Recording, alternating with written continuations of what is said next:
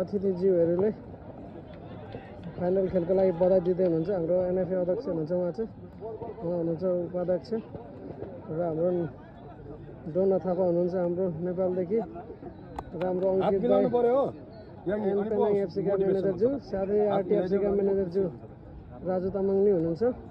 पछाडि आरएनजी पनि हुनुहुन्छ।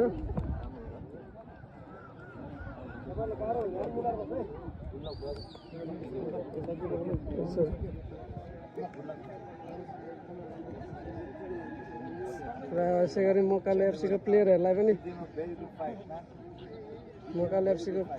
पनि बधाई शुभकामना दिँदै हुनुहुन्छ।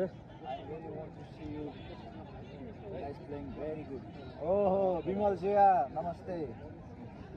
Okay good luck. डोना फुटबल एकाडेमीको प्रडक्ट ल यो लाइनमा यो लाइनमा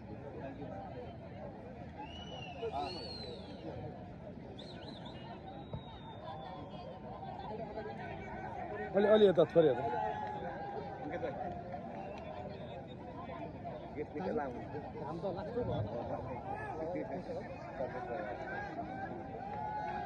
चाहिँ फाइनल खेलको तयारी हुँदैछ।